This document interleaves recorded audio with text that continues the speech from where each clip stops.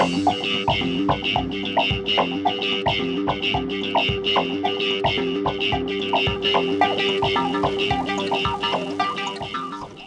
allons répondre donc à des questions d'actualité sur le passage au CSE et que vous devez connaître pour avoir des élections qui se passent bien. La première est, quel échéancier doit être respecté pour la mise en place du CSE ? Alors effectivement, il y a un échéancier qui est assez précis, qui nous a été indiqué dans les ordonnances Macron du 22 septembre de l'année dernière, à savoir qu'il y a 3 possibilités.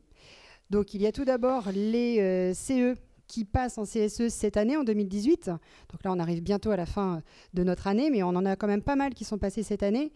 Donc pour tous ceux qui avaient une échéance en 2018, l'employeur avait la possibilité soit d'avancer, soit de reporter les élections d'1 an. Ça, c'était une possibilité.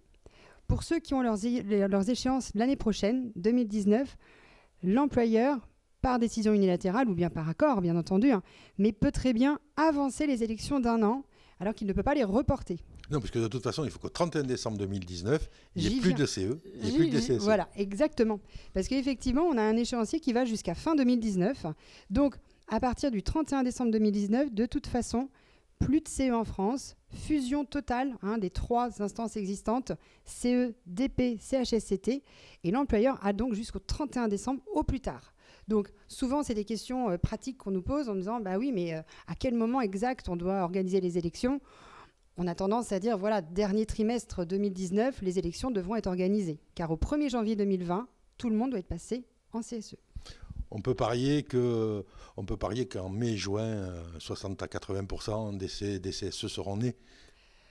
Oui, alors nous, de ce qu'on peut voir, parce qu'on travaille au quotidien avec nos élus, on voit bien que cette année 2019, elle va être quand même assez bien utilisée. On en a au premier semestre, beaucoup, mais pas mal d'employeurs attendent aussi après l'été pour mettre en place les élections, donc beaucoup en septembre, octobre, novembre 2019 encore.